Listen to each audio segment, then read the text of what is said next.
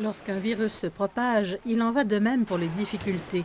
Mais combinez ceci avec cela et les difficultés deviennent inimaginables. La vie d'une travailleuse migrante en Thaïlande n'a jamais été facile, mais dans une certaine mesure, elle était meilleure que ce qu'elle vivait au Myanmar. Joy a traversé la frontière souple il y a 5 ans à la recherche d'un avenir qui pourrait subvenir aux besoins de sa famille. Elle a enseigné à des enfants migrants et elle a pu envoyer un tiers de ses revenus à la maison chaque mois sans faute, ce qui était possible jusqu'au mois dernier. Même si nous parvenons à envoyer de l'argent à partir d'ici, l'argent ne sera pas transféré au Myanmar. Si je ne peux pas envoyer d'argent à la maison, ce sera très difficile pour ma famille. Mon père et ma tante sont vieux. Ils ont besoin d'argent pour la nourriture, l'hôpital et les médicaments. Avant la pandémie, ses frères et sœurs aidaient, plus maintenant. L'emploi s'est tari. Joy soutient désormais à elle seule sa famille qui compte 9 personnes.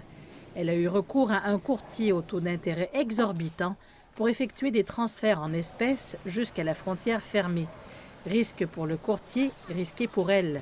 Mais pour Joy et les 4 millions de travailleurs migrants estimés en Thaïlande, il n'y a tout simplement pas d'autre option. Ici, en Thaïlande, les opportunités économiques sont plus grandes, les salaires plus élevés et la demande de main-d'œuvre moins qualifiée est plus forte. Autant de facteurs attrayants pour les travailleurs migrants. Ils sont considérés en tant que soutien de leur famille et envoient de l'argent à la maison chaque mois. Mais l'année écoulée a été difficile et la prise de contrôle militaire au Myanmar a coupé une bouée de sauvetage vitale dont les familles de migrants dépendent. Les banques et les services d'envoi de fonds ont été fortement perturbés. Les guichets automatiques ne fonctionnent pas. Les succursales bancaires sont fermées. Celles qui restent ouvertes ont imposé des limites au retrait quotidien. Les impacts sont douloureux, non seulement pour plus de 2 millions de familles vulnérables au Myanmar, qui dépendent des envois de fonds pour survivre, mais aussi pour les travailleurs migrants en Thaïlande, qui luttent déjà pour joindre les deux bouts. 9 personnes sur 10 que nous avons interrogées ont essentiellement mentionné qu'elles n'étaient pas en mesure d'envoyer des fonds chez elles ou qu'elles devaient réduire considérablement le montant qu'elles envoyaient chez elles.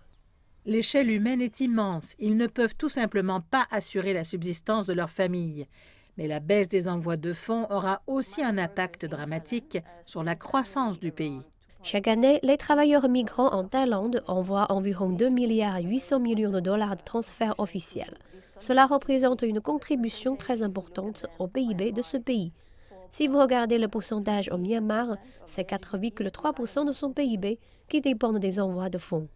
C'est un pays qui dépend des envois de fonds et des millions de ses habitants sont désormais des victimes cachées d'une économie en crise.